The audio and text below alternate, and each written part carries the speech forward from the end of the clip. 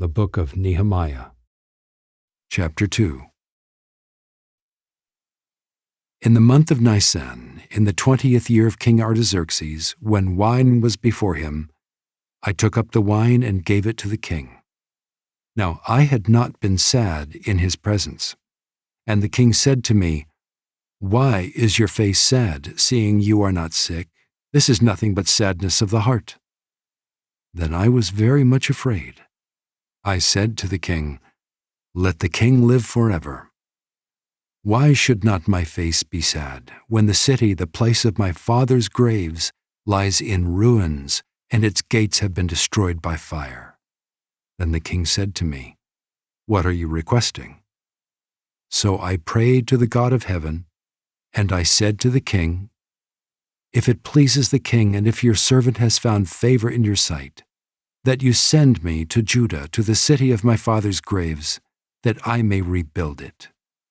And the king said to me, the queen sitting beside him, "How long will you be gone, and when will you return?"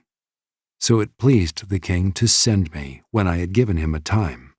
And I said to the king, "If it pleases the king, let letters be given me to the governors of the province beyond the river, that they may let me pass through until I come to Judah, and a letter to Asaph, the keeper of the king's forest, that he may give me timber to make beams for the gates of the fortress of the temple, and for the wall of the city, and for the house that I shall occupy."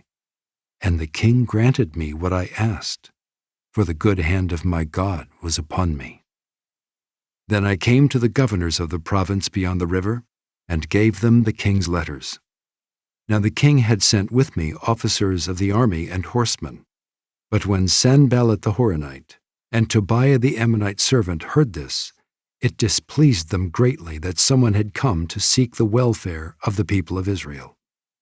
So I went to Jerusalem and was there 3 days. Then I arose in the night, I and a few men with me, and I told no one what my God had put into my heart to do for Jerusalem. There was no animal with me but the one on which I rode. I went out by night, by the valley gate to the dragon spring and to the dung gate, and I inspected the walls of Jerusalem that were broken down, and its gates that had been destroyed by fire. Then I went on to the fountain gate and to the king's pool, but there was no room for the animal that was under me to pass. Then I went up in the night by the valley and inspected the wall, and I turned back and entered by the valley gate, and so returned. And the officials did not know where I had gone or what I was doing, and I had not yet told the Jews, the priests, the nobles, the officials, and the rest who were to do the work. Then I said to them, "You see the trouble we are in, how Jerusalem lies in ruins with its gates burned. Come, let us build the wall of Jerusalem, that we may no longer suffer derision."